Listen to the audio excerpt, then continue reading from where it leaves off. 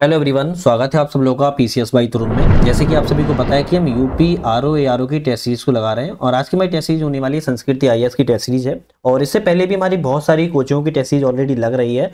Channel पर आप जाके देख सकते हो, संस्कृत आईएएस, जीएस, वर्ड, ध्येय, दृष्टि सभी की लग रही है। आपको एग्जाम डेट आप सभी को पता ही होगा, नोटिफिकेशन आ चुका है 27 जुलाई 2025 को आप सभी का एग्जाम है। आपका यूपी आरओ का 1 शिफ्ट में पेपर है, एक ही दिन में पेपर होगा। तो बढ़िया तरीके से हम तैयारी करेंगे, बढ़िया तरीके से हम टेस्ट सीरीज को लगाएंगे। डेली 2 टेस्ट सीरीज करेंगे जिससे कि सारे एग्जाम से पहले आपके क्वेश्चन जो होंगे वो कवर यहाँ पर हो जाएंगे। चलिए शुरुआत करते हैं अपनी टेस्ट सीरीज से आज की। और जल्दी से चैनल पर नए हो सब्सक्राइब, लाइक, शेयर कर लीजिए जिससे कि वीडियो आए आपको नोटिफिकेशन वगैरह आपको मिलता रहे। तो इस टेस्ट सीरीज के हम 50 क्वेश्चन ऑलरेडी पिछली वीडियो में लगा चुके थे, आप सभी को पता होगा।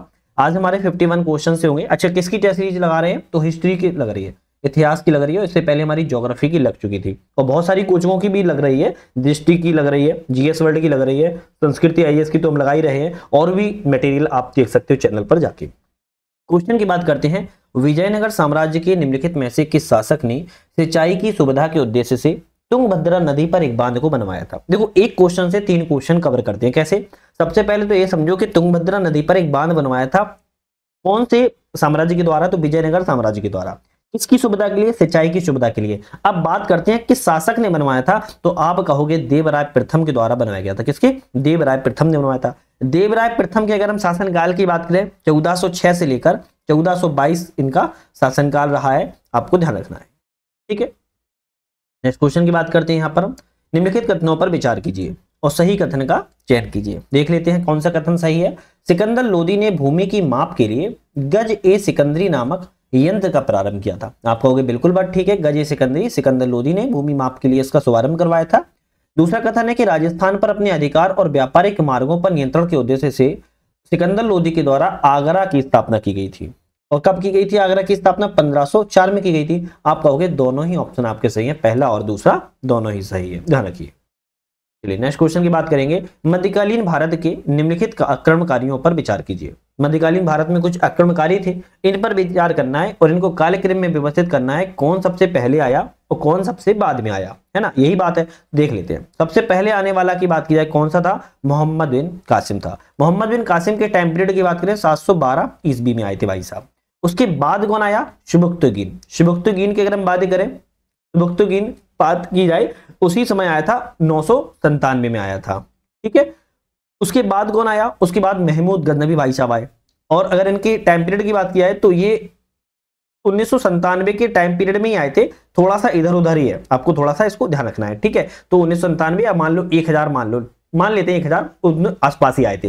मोहम्मद गौरी आपके कब आए? 1173 में सबसे पहली बार इन्होंने आपका छोटे से राज्य गजनी से इन्होंने आक्रमण किया था, लेकिन 1175 में प्रॉपर भारत पर इनके द्वारा हमला किया गया था, आक्रमण किया गया था। आप कहोगे तीसरा वाला ऑप्शन सही रहेगा, 3, 2, 1, 4। चलिए नेक्स्ट क्वेश्चन है। निम्नलिखित में से सर्वप्रथम किस शासक ने घोड़े की अदला बदली को रोकने के उद्देश्य से घोड़े दागने की प्रथा को शुरुआत की थी? तो घोड़े दागने की जो प्रथा है उसकी शुरुआत अलाउद्दीन खिलजी के द्वारा सबसे पहले की गई थी। नेक्स्ट आता है कि निम्नलिखित कथनों पर विचार कीजिए और इनमें से सही कथन बताइए।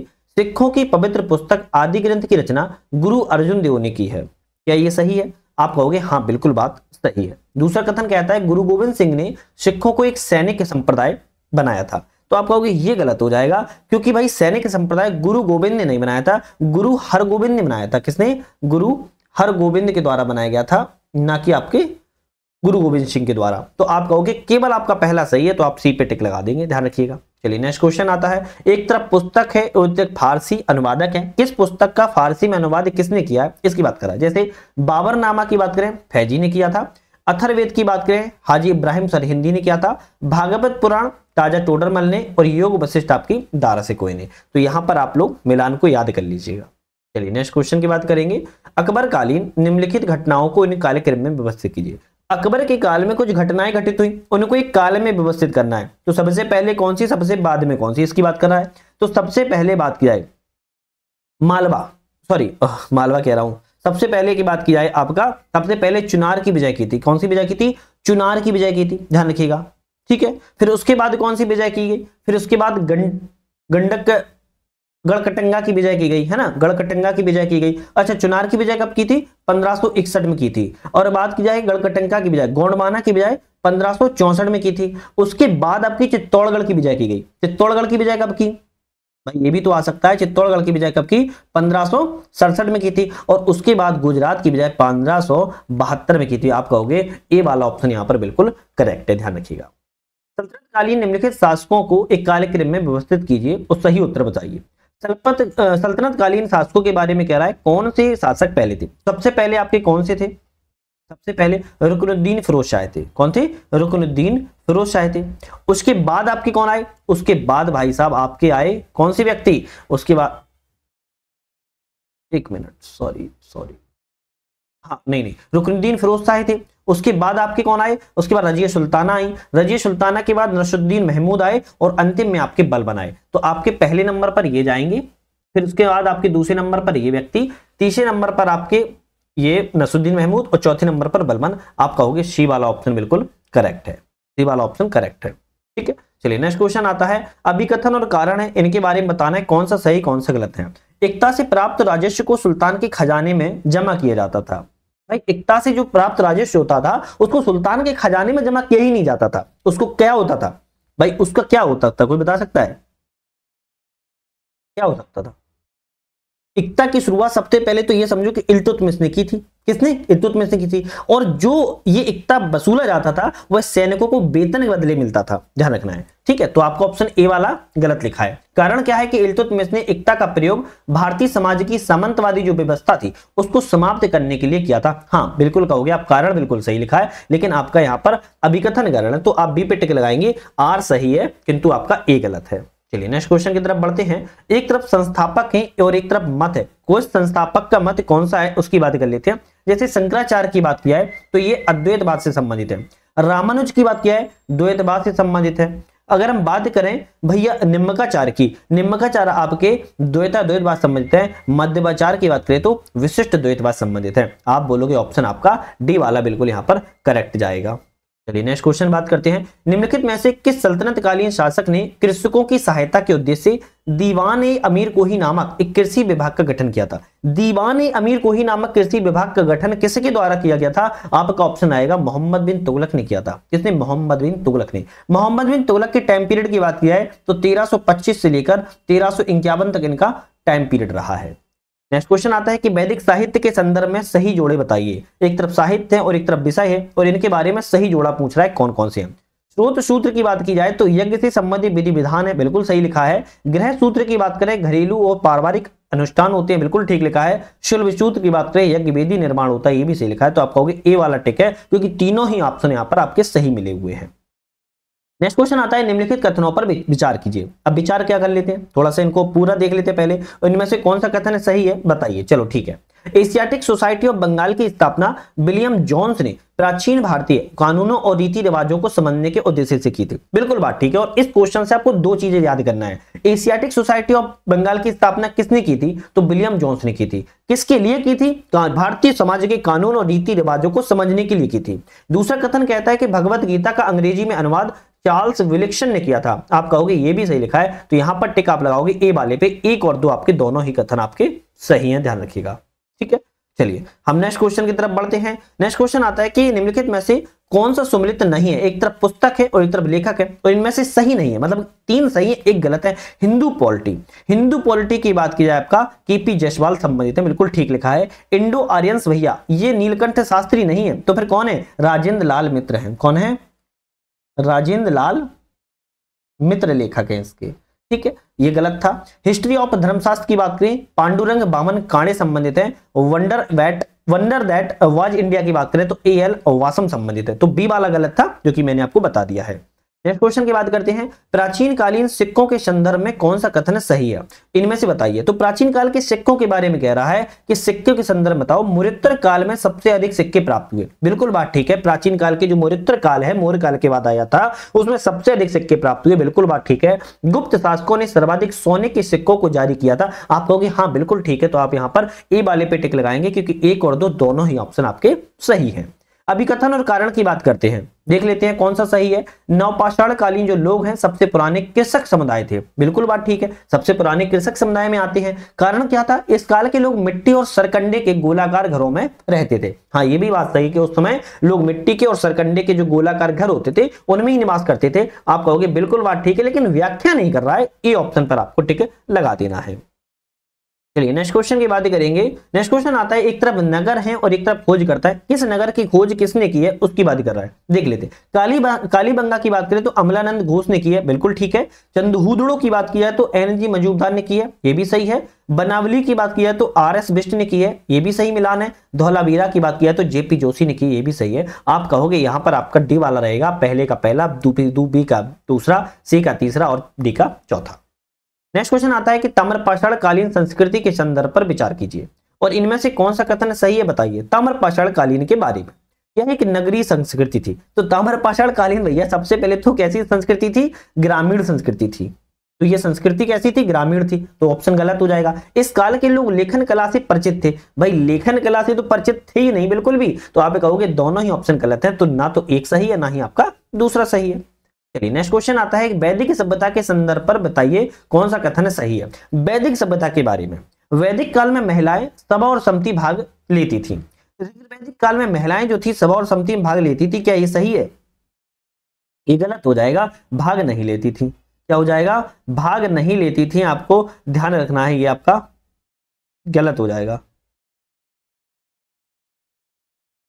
एक मिनट, हाँ भाग नहीं लेती थी, ठीक है। दूसरा है कि राजा स्थायी सेना नहीं रखता था, हाँ बिल्कुल बात ठीक है, राजा स्थायी सेना नहीं रखता था। इस काल में 16-17 वर्ष की आयु में विवाह होता था। आप कहोगे बिल्कुल ठीक है, 16-17 वर्ष की आयु में उस समय विवाह हो जाता था। आपका दूसरा और तीसरा ऑप्शन यहाँ पर बिल्कुल ठीक रहेगा, ध्यान रखिएगा, ठीक है। चलिए नेक्स्ट क्वेश्चन की तरफ बढ़ते हैं। ऋग्वैदिक काल में शरीर के मध्य भाग में पहने जाने वाला वस्त्र किस नाम से जाना जाता था? तो किसकी बात कर रहा है, शरीर के मध्य भाग में जो बीच वाला शरीर का भाग होता है उसमें पहना जाता था, उसे क्या कहते थे, उसकी बात कर रहा है, उसको कहते थे वास। क्या कहते थे, वास। और वास का उसको अगर बात की जाए ऑफिशियली क्या बोला जाता था, तो उत्तरी बोला जाता था। क्या बोला जाता, उत्तरी बोला जाता था, ध्यान रखना है। यहाँ पर नीवी शब्द लिखा है, नीवी किसको बोला था, नीवी बोला जाता अधोवस्त्र, किसको, अधोवस्त्र को बोला जाता था। यहाँ पे लिखा है अधिवास, अधिवास किसको बोला जाता, द्वापी को बोला जाता था, ध्यान रखना है। तो इन सभी चीजों को आपको ध्यान रखना है। लेकिन ऋग्वैदिक काल में शरीर के मध्य में भाग में जो पहने जाने वाला वस्त्र था उसको वास्त्र कहते थे। नेक्स्ट क्वेश्चन की बात करेंगे, लेकिन बात करने से पहले अभी तक आप लोगों ने चैनल को सब्सक्राइब, लाइक, शेयर कुछ भी नहीं किया है तो 10 सेकंड का समय लगता है दोस्तों, इतना मोटिवेशन आप दे ही सकते हो 10 सेकंड का समय में, है ना। एक मोटिवेशन आप लोग इतना ही मांगता हूं और कुछ तो मांगता नहीं, है ना। ये test series paid test series है, खरीदी हुई टेस्ट सीरीज मैंने आप लोगों के लिए वीडियो बना रहा हूं। ऐसा भी नहीं है कि मार्केट में जाके आपको मिल जाए, फोटो कॉपी उठा ली और मैंने वीडियो बना दी। आप मार्केट में पता कर लो, ये टेस्ट सीरीज आपको नहीं मिलेगी, स्क्रीनशॉट लेके जाके देख लेना आप लोग। तो इसलिए थोड़ा सा मोटिवेशन आप लोगों से चाहता हूं, बस वो दे दिया करो, अच्छा लगता है। बाकी हमारा ऐप वगैरह आ चुका है, नट लर्निंग ऐप नाम से, डिस्क्रिप्शन में लिंक है, डाउनलोड कर लेना आप लोग। वहां पर आप लोग टेस्ट सीरीज ऑनलाइन माध्यम से भी लगा सकते हो। वहां पर मैंने बना दी है करीब 185 टेस्ट मैंने बना दी है, एक बार जाके आप लोग देख लेना।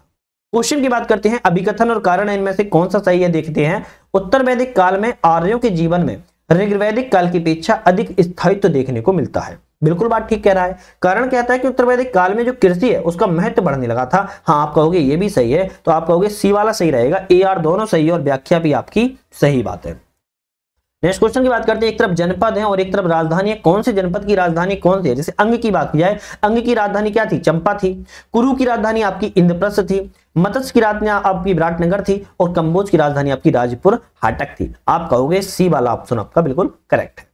नेक्स्ट क्वेश्चन की बात करते हैं, ईसा पूर्व 6वीं सदी में नवीन धार्मिक आंदोलन के उद्भव के कौन से कारण थे। ईसा पूर्व 6वीं शताब्दी में जो नवीन धार्मिक आंदोलन हुआ उसके उद्भव के, उनके विख्यात के, उनके क्या कारण रहे हैं। तो यहां पर आप बोलोगे नवीन कृषि मूलक व्यवस्था हो चुकी थी उस समय, ब्राह्मणों की श्रेष्ठता के विरुद्ध प्रतिक्रिया थी उन लोगों की, वैदिक कर्मकांडों का इन्होंने विरोध किया था। तो आप कहोगे ए ऑप्शन सही है, क्योंकि तीनों ही ऑप्शन आपके इसमें सही जाएंगे। नेक्स्ट क्वेश्चन की बात करते हैं, वणिक जो सेट्टी कहलाते थे, गौतम बुद्ध और उनके शिष्यों को प्रचुर दान दिए हैं। इस दान के पीछे निम्नलिखित में से कौन से कारण थे, बताइए। इस दान के पीछे भी कारण पूछ लिया। तत्कालीन बड़ व्यवस्था का महत्व ना देना, ये कारण था। अहिंसा पर बल देना, ये कारण था। ब्राह्मणों के धर्म सूत्र में सूद कारोबार का निंदनीय बताना, ये कारण था। तो ये तीनों ही कारण आपके बड़े के जो सेट्टी कहलाते थे, इनके कारण जाने के लिए जाने जाते हैं। नेक्स्ट क्वेश्चन की बात करते हैं। जैन धर्म के संदर्भ में बताओ, विचार करना है इनमें से कौन से सही है। जैन धर्म के बारे में देख लेते हैं। जैन धर्म में युद्ध और कृषि दोनों वर्जित हैं। मतलब कि जैन धर्म ऐसा बोलता है कि न तो युद्ध करो और ना ही आप कृषि करो, ना ही आप कृषि करो। क्यों? क्योंकि दोनों में जीवों की हिंसा होती है। क्या होती है? दोनों में जीवों की हिंसा होती है, मर जाते हैं। जैसे अब आप मान लो खेती कर रहे हो, मिट्टी में छोटे छोटे कीड़े होते हैं, वो कहीं ना कहीं बखरते समय खेती मर जाते हैं। तो इसलिए युद्ध और कृषि दोनों ही वर्जित बताए गए हैं। आप कहोगे बिल्कुल बात ठीक है। जैन धर्म में बड़ व्यवस्था की निंदा की है? नहीं, बड़ व्यवस्था की निंदा ना तो जैन धर्म ने की है, ना ही आपकी बौद्ध धर्म ने की है। तो केवल आपका यहाँ पर ए वाला ऑप्शन रहेगा, क्योंकि निंदा की बात की गई है, इसमें निंदा की बात नहीं की जाती, तब ये ऑप्शन सही हो जाता। चलिए नेक्स्ट क्वेश्चन तरफ बढ़ते हैं। अभिकथन और कारण है, देख लेते हैं कौन सा सही है। अभिकथन कहता है कि बौद्ध धर्म अधिक उदार और जनतांत्रिक था। बिल्कुल सही है, बिल्कुल बात ठीक है। कारण के संघ में महिलाओं के साथ साथ प्रत्येक जाति के लोगों का प्रवेश का अधिकार मिला था उस समय। आप कहोगे दोनों ही ऑप्शन सही है, तो ए पे टिक लगा देंगे हम। ए यार दोनों सही है, व्याख्या भी सही है। निम्नलिखित रचनाओं पर विचार कीजिए। और कौन सी रचनाएं हैं ये? रचनाएं जो लिखी हैं, हर्षचरित, रत्नावली, प्रियदर्शिका, नागानंद, ये कौन सी रचनाएं हर्षवर्धन के द्वारा लिखी गई हैं? तो इनमें से आप ये कहोगे प्रियदर्शिका, रत्नावली और नागानंद, ये तीनों ही आपकी हर्षवर्धन के द्वारा लिखी गई हैं, जबकि हर्षचरित रचना आपकी नहीं लिखी है। तो सी पे टिक लगा देंगे। 2, 3, 4 आपकी हर्षवर्धन के द्वारा लिखी गई है। लेकिन आपको एक चीज ध्यान रखना है, अब हर्षचरित लिखी किसने है? तो हर्षचरित भैया बाणभट्ट ने लिखी है। हर्षचरित किसने लिखी है? हर्षचरित आपकी बाणभट्ट ने लिखी है। तो ये भी तो याद कर लो, ये भी तो इंपोर्टेंट हो सकता है, ये भी तो एग्जाम में आ ही सकता है ना। चलिए नेक्स्ट क्वेश्चन की बात करेंगे। निम्नलिखित में से कौन सा उच्च से निम्न क्रम में गुप्त साम्राज्य की शासन पद्धति के क्रम में सही है? उच्च से निम्न की बात कर रहा है, निम्न से उच्च की नहीं, उच्च से निम्न की बात कर रहा है। हाई टू लो, क्या कर रहा है? हाई टू लो की बात की जा रही है। बताइए सबसे हाई कौन था? आप कहोगे राज्य सबसे हाई थे, है ना। फिर उसके बाद भुक्ति थे, उसके बाद विधि थे और विषय थे, और उसके बाद विधि थे। तो राज, भुक्ति, विषय और विधि आपके ये उच्च से निम्न की ओर थे। नेक्स्ट क्वेश्चन की बात करेंगे। सातवाहनों के संदर्भ में विचार कीजिए, इनमें से कौन सा कथन सही है? सातवाहनों के बारे में कह रहा है, विचार करो। ये केवल ब्राह्मणों को करमुक्त ग्राम दान में देते थे, ये तो गलत है। केवल ब्राह्मणों को देते, ये तो गलत हो जाए, क्योंकि ब्राह्मणों के साथ साथ ये बौद्ध भिक्षुओं को भी दान में देते थे, इसलिए गलत हो जाएगा। इन्होंने शीशे से निर्मित सिक्कों का प्रचलन किया था, हाँ ये बात सही, इन्होंने सिक्के, ताबे वगैरह के इन्होंने सिक्के को प्रचलन किया हुआ था। नेक्स्ट क्वेश्चन आता है। कनिष्क के संदर्भ पर विचार कीजिए, कौन सा कथन सही है? कनिष्क के बारे में कह रहा है कि विचार करो कौन सा कथन सही है। शक संवत की इन्होंने शुरुआत की थी 78 में, बिल्कुल बात ठीक है। उन्होंने कश्मीर में बौद्धों का सम्मेलन आयोजित किया था, चतुर्थ बौद्ध संगति, ये भी सही है। तो आप कहोगे डी वाला रहेगा, क्योंकि ए और दोनों सही है। अशोक के अभिलेखों के संदर्भ में बताइए कौन सा कथन सही है? तो अशोक के अभिलेख के बारे में कह रहा है, सही वतन बताओ। इन अशोक के जो अभिलेख थे पॉलिशदार स्तंभ थे और शिलाओं पर खुदे हुए थे, बिल्कुल सही लिखा है। रोमनदेही जो अभिलेख है वह ब्राह्मी लिपि में लिखा गया है, आपको ये भी सही है। तो डी पे टिक लगा देंगे, 1 और 2 दोनों सही है। कैबिनेट मिशन के संदर्भ में कौन सा है? कैबिनेट मिशन के संदर्भ पर विचार कीजिए, उनमें से कौन सा कथन सही है इसको बताइए। चलो देख लेते हैं कैबिनेट मिशन के बारे में। इसमें ब्रिटिश सरकार ने भारत को एक ब्रिटिश प्रांत का दर्जा देने का प्रस्ताव किया था, बिल्कुल बात ठीक लिखा है। इसके अंतर्गत संघीय और प्रांतीय दोनों विषयों को प्रांतों में निहित किया गया था, ये गलत लिखा है। तो केवल एक सही है, तो आप यहाँ पर सी वाले पे टिक लगा देंगे, केवल एक ही इसमें सही है। और कैबिनेट मिशन योजना कब आई थी? 1946 में आई थी, ध्यान रखना है। सुभाष चंद्र बोस से संबंधित घटनाओं पर विचार कीजिए और इनको काले क्रम में व्यवस्थित कीजिए। सुभाष चंद्र बोस से संबंधित है और इनको एक काले क्रम में व्यवस्थित करना है, देख लेते हैं कौन कौन सी पहले आई, कौन सी बाद में आई, इसकी बात कर रहा है। जैसे बात की जाए, सबसे पहले आपकी आजाद हिंद फौज का नेतृत्व संभाला था। कब संभाला था?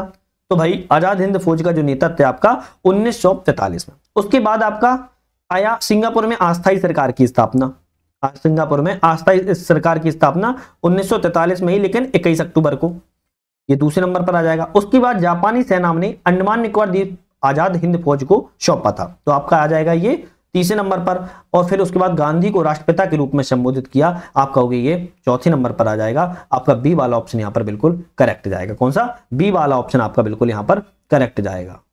नेक्स्ट क्वेश्चन आता है, असहयोग आंदोलन के संदर्भ में कथनों पर विचार कीजिए, इनमें से कौन सा कथन सही है बताइए। असहयोग आंदोलन के बारे में कह रहा है, बताओ। देखते हैं, यह जो आंदोलन है हिंदू और मुसलमानों को नजदीक लाने के लिए प्रभावकारी सिद्ध हुआ। बिल्कुल बात ठीक है। इसी आंदोलन के दौरान गांधी जी ने अपने केसर ये हिंद की उपाधि ब्रिटिश सरकार को वापस कर दी थी। आप कहोगे हाँ ये भी सही है, तो आपका ऑप्शन रहेगा डी वाला, 1 और 2 यहां पर दोनों आपके सही है। नेक्स्ट आता है कि द्वितीय गोलमेज सम्मेलन के संदर्भ पर बताइए कौन सा कथन सही है। द्वितीय गोलमेज सम्मेलन के बारे में, यह कांग्रेस का एकमात्र प्रतिनिधि के रूप में गांधी ने भाग लिया था। तो दूसरा जो गोलमेज सम्मेलन था इसमें केवल गांधी ने भाग लिया था। बिल्कुल बात ठीक है। इसी सम्मेलन में अंबेडकर ने दलितों के लिए पृथक निर्वाचन मंडल की सुविधा की मांग की, जिसे गांधी ने अस्वीकार किया था। साफ गलत लिखा है, स्वीकार तो किया ही नहीं था कभी। तो केवल आपका यहां पर ए वाला ऑप्शन, सी वाला ऑप्शन सही रहेगा, केवल एक इसमें ऑप्शन आपका सही है। नेक्स्ट क्वेश्चन की बात करते हैं, निम्नलिखित में से कांग्रेस के किस अधिवेशन में पूर्ण स्वराज्य के प्रस्ताव को स्वीकार किया। कांग्रेस के पूर्ण स्वराज्य को प्रस्ताव को स्वीकार किसमें किया गया था? 1929 के लाहौर अधिवेशन में किया गया था, ध्यान रखिएगा। निम्नलिखित कथनों पर विचार कीजिए, इनमें से कौन सा कथन सही है। 1924 में भगत सिंह ने कानपुर में क्रांतिकारी संस्था हिंदुस्तान रिपब्लिक एसोसिएशन की स्थापना की। भैया 1924 में की थी, कब की गई थी? बता सकता है? 1924 में हिंदुस्तान रिपब्लिक एसोसिएशन की स्थापना नहीं की थी। हिंदुस्तान रिपब्लिक भगत सिंह ने नहीं की थी, बल्कि किसने की थी? आपकी सचिन सान्याल, रामप्रसाद बिस्मिल, चंद्रशेखर आजाद ने की थी। ध्यान रखना है, भगत सिंह के द्वारा नहीं, बल्कि सचिन सान्याल, रामप्रसाद बिस्मिल, चंद्रशेखर आजाद ने की थी। आपको ध्यान रखना है एचआरए की स्थापना। ठीक है, चलिए दूसरा कथन कहता है कि इस संगठन के द्वारा 1925 में सहारनपुर संभाग के काकोरी नामक स्थान पर 8 डाउन ट्रेन खजाने को लूट लिया गया था। आप कहोगे बिल्कुल बात ठीक है, तो दूसरा वाला सही रहेगा, तो ए पे टिक लगा देंगे। नेक्स्ट क्वेश्चन की बात करते हैं, निम्नलिखित कथनों पर विचार कीजिए, तो इनमें से कौन सा कथन सही है बताइए। चलो देखते हैं। अलाउद्दीन खिलजी ने मंगोल आक्रमण से निपटने के लिए रक्त और तलवार की नीति अपनाई। भाई अलाउद्दीन खिलजी ने अपनाई थी क्या? अलाउद्दीन खिलजी ने रक्त और तलवार की नीति अपनाई थी, बिल्कुल बात ठीक है। मंगोल आक्रमण से निपटने के लिए बिल्कुल अपनाई थी। दूसरा था कथन के दक्षिण भारत में पांडव राजाओं ने सबसे पहले अलाउद्दीन खिलजी का आधिपत्य स्वीकार किया था। तो भैया ये गलत हो जाएगा, सबसे पहले नहीं किया था, सबसे पहले नहीं किया था, ध्यान रखिएगा। ठीक है, तो आपका ये गलत है, तो केवल आपका ए वाला ऑप्शन सही रहेगा। नेक्स्ट क्वेश्चन आता है, अभिकथन और कारण है, इनमें से आपको कौन सा सही है बात कर लेते हैं। बलवन जो है भैया राजपद की शक्ति और प्रतिष्ठा अभिवृद्धि करने में हमेशा प्रयत्नशील रहा है। मतलब कि राज्य की प्रतिष्ठा बढ़ाने के लिए, सल्तनत की प्रतिष्ठा बढ़ाने के लिए बलबन सबसे ज्यादा प्रयत्नशील रहने वाला व्यक्ति था। बिल्कुल ठीक लिखा है। वह अपने प्रशासन में आंतरिक और बाह्य खतरे निवारण करना चाहता था। आप कहोगे यही सही है, दोनों ऑप्शन सही है और व्याख्या भी आपकी बिल्कुल करेक्ट है। नेक्स्ट क्वेश्चन की बात करते हैं, रचना है और लेखक है, किसकी रचना किस लेखक ने की है। किताब बुल यामिनी की बात किया है तो उत्बी के द्वारा लिखी गई है। मुबारक शाही की बात किया है तो आहिया बिन अहमद ने लिखी है। तारीख अलमाई की बात किया तो अमीर खुसरो ने लिखी है। सियर अल अरिफन की बात किया तो जमाली काबू ने लिखी है। आप कहोगे बी वाला ऑप्शन आपका बिल्कुल करेक्ट है, ध्यान रखिएगा। नेक्स्ट क्वेश्चन आता है, अभिकथन और कारण है, इनमें से अभिकथन और कारण कौन सा सही है उसकी बात कर लेते हैं। भाई बात करें तो चिश्ती संप्रदाय ने अपने विचारधारा के प्रचार प्रसार के लिए शासक वर्ग के साथ संबंध स्थापित किए। बिल्कुल बात ठीक है, संबंध स्थापित किए थे इन्होंने। चिश्ती संप्रदाय संगीत को ईश्वर प्रेम का महत्वपूर्ण साधन समझता था। आपको ये भी सही है, लेकिन व्याख्या नहीं कर रहा है, तो इसीलिए हम सी पे टिक लगाएंगे, अदरवाइज हम ए पे टिक लगाते हैं। चलिए नेक्स्ट क्वेश्चन की बात करते हैं, डाकघर अधिनियम 2023 के संदर्भ पर विचार कीजिए और सही ऑप्शन बताइए। डाकघर अधिनियम के बारे में कह रहा है कि अधिनियम भारतीय डाक को नियंत्रित करता है, जो केंद्र सरकार का एक विभागीय उपक्रम है। बिल्कुल ठीक है। यह डाक सामग्री अनधिकृत रूप से खोलने पर उचित कार्रवाई का उल्लेख किया गया है, ये गलत है, तो आपका केवल इसमें ऑप्शन आपका डी वाला सही है। नेक्स्ट क्वेश्चन की बात करेंगे, जून 2024 में निम्नलिखित मंत्रालयों में से पर्यावरणीय प्रवाह ई प्रवाह निगरानी पोर्टल का शुभारंभ किसने किया है। आप बोलोगे केंद्रीय जल शक्ति मंत्रालय के द्वारा किया गया है। किसने? केंद्रीय जल शक्ति मंत्रालय ने ई प्रवाह पोर्टल का शुभारंभ किया है। हाल ही में पीएम श्री पर्यटन हवाई सेवा का जो शुभारंभ है किस राज्य से किया गया? आप कहोगे कौन सा राज्य रहेगा? आप बोलोगे मध्य प्रदेश राज्य से किया गया है। हाल ही में पंडित राजीव तारानाथ का निधन 92 वर्ष की आयु में निधन हो गया। इनका संबंध किस क्षेत्र से था? भाई तो इनका संबंध था सरोद क्षेत्र। किसी सरोद क्षेत्र से इनका संबंध था। पंडित राजीव तारानाथ इनका नाम था। IISS वर्ल्ड कप 2024 के निम्नलिखित कथनों पर विचार कीजिए। बात करते हैं ISS एफ जो वर्ल्ड कप है आपका 2024 के बारे में विचार करना है, जून 2024 का इसका आयोजन स्विट्जरलैंड में हुआ। तो भाई इसका आयोजन स्विट्जरलैंड में नहीं हुआ था, जर्मनी के इसका म्यूनिख में हुआ था, पहली बात। तो दूसरा कथन है भारतीय निशानेबाज सरबजोत सिंह ने पुरुषों की 10 मीटर एयर पिस्टल स्पर्धा में जो आपका गोल्ड मेडल है उसको जीता है। तो आप कहोगे हाँ बिल्कुल बी वाला ऑप्शन सही है, जबकि पहला वाला ऑप्शन आपका यहाँ पर गलत था। नेक्स्ट क्वेश्चन की बात करते हैं, अंतरिक्ष में 1000 दिन रहने वाले पहले व्यक्ति कौन बने हैं? अंतरिक्ष में 1000 दिनों तक रहने वाले व्यक्ति की बात कर रहा है तो ओलेग कोनोनेंको बने हैं। कौन? ओलेग कोनोनेंको नाम के व्यक्ति बने हुए हैं, इन्होंने अंतरिक्ष में 1000 दिन पूरे किए हैं, ध्यान रखिएगा। उत्तर प्रदेश के कौन सा जनपद है जहां पर पर्यावरण सुरक्षा के लिए बायोप्लास्टिक पार्क की स्थापना की गई? बायोप्लास्टिक पार्क की स्थापना की बात करें कहां पर? लखीमपुर खीरी में की गई है। केंद्र सरकार ने देश के पहले underground coal gasification pilot project का शुभारंभ किस राज्य से किया है? आप बोलोगे ये राज्य आपका कौन सा रहेगा? आप बोलोगे झारखंड राज्य से इसका शुरुआत या शुभारंभ किया गया है। नेक्स्ट क्वेश्चन आता है, विश्व के प्रथम 3D प्रिंटेड इंजन वाले रॉकेट का परीक्षण कौन सा देश द्वारा किया गया है? तो भैया अपना प्यारा देश भारत के द्वारा किया गया है। पूर्णतः 3D प्रिंटेड इंजन है और विश्व का पहला है, इसलिए ये बहुत ज्यादा इंपॉर्टेंट है। तो यहां पर हमने 100 क्वेश्चन कवर कर लिए, जो हमारे नेक्स्ट 101 से क्वेश्चन आएंगे नेक्स्ट वीडियो में आएंगे। हम 50-50 क्वेश्चन की सीरीज अपनी डेली अपलोड होती है, हमारी 2 वीडियो अपलोड होती है टेस्ट सीरीज की, हिंदी की भी होती है, जीएस की भी होती है। आप चैनल पर जाके एक बार जरूर चेकआउट कर लेना, आपको समझ में आ जाएगा किस किस चीज के लिए यहाँ पर बन रही है। तो चैनल पर बने रहने के लिए आप सभी का बहुत बहुत धन्यवाद।